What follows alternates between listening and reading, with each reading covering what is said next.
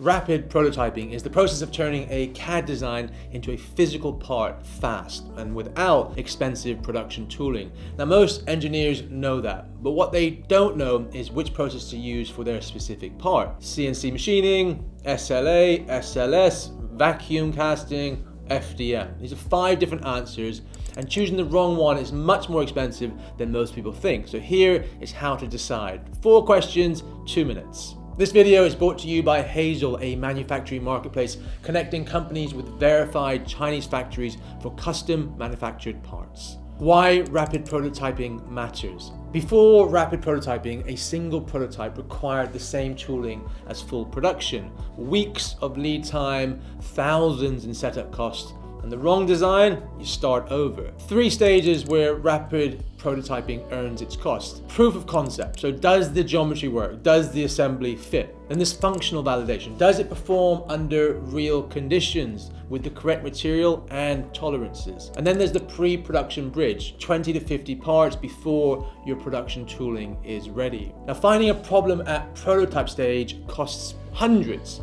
After tooling is committed, it costs tens of thousands. Metal rapid prototyping, CNC machining. CNC machining is the most underrated rapid prototyping process. Now, it's best for functional metal prototypes tested under real load, and it works with virtually any solid material: aluminium, steel, titanium, engineering plastics. Now, tolerances are tight, surface finish is production quality, there's no minimum quantities. 1 part is as easy to order as 10. What it can't do is thin walled boxes, deep internal cavities, and undercuts, quite difficult to machine as well. So for those geometries, additive processes are better suited. 2 3D printing processes dominate rapid prototyping: SLA and SLS. Now, SLA uses a UV laser to cure liquid resin layer by layer. And it's best for concept models and design review where surface quality matters before functional testing begins. High resolution, smooth finish. But what it can't do is high impact or fatigue loaded applications with standard resins. SLS fuses nylon powder with a laser, and it's best for functional plastic prototypes under real conditions. No support structures needed, complex geometries, internal features, and undercuts all work cleanly. Mechanical properties close to injection molded parts. But what it can't do is presentation quality surface finish without post-processing. Vacuum casting and sheet metal prototyping. Vacuum casting is a process that most engineers overlook. It's best for 10 to 50 realistic plastic parts without investing in a steel injection mold. You use a SLA printed master to create a silicone mold, cast copies in polyurethane resin that simulates injection molded plastic, gloss finish, custom color, overmolding, all those things are possible. The lead time, 7 to 14 days, including mold production. But what it can't do is volumes above 50 parts economically or structural metal applications. Sheet metal.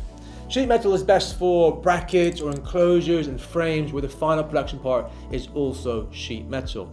Laser cutting and bending can produce a single prototype in 2 to 5 days. But what it can't do is substitute for the final material. If your production part is sheet metal, prototype in sheet metal. Do not substitute plastic.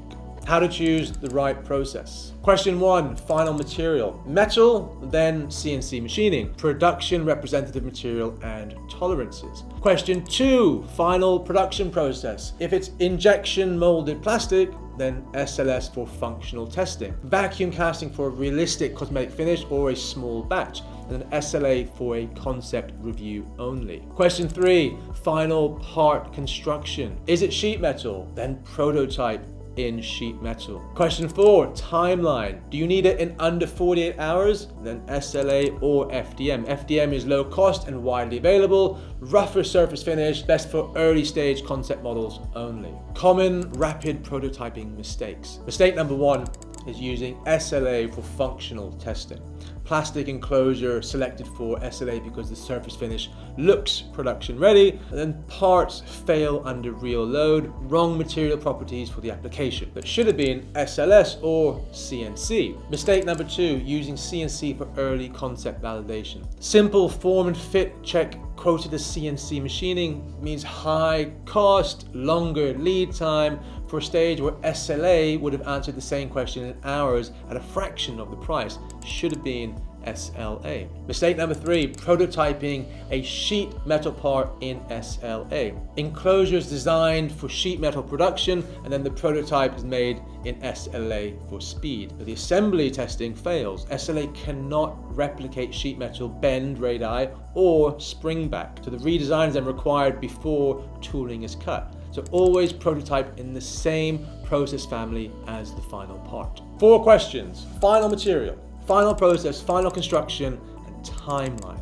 Answer those and you'll know exactly which rapid prototyping process fits your part. Now, if you're ready to get a prototype made, CNC machined, 3D printed, vacuum cast, or sheet metal, Haizol connects you with verified Chinese factories that specialize in exactly this. Upload your CAD file, specify your requirements, and get quotes from 8 or more pre-screened factories within 24 hours. Your design files are protected throughout the whole process. Link is in the description below. And if this video helped, subscribe. We cover manufacturing, sourcing, and supply chain for engineers and procurement teams every week.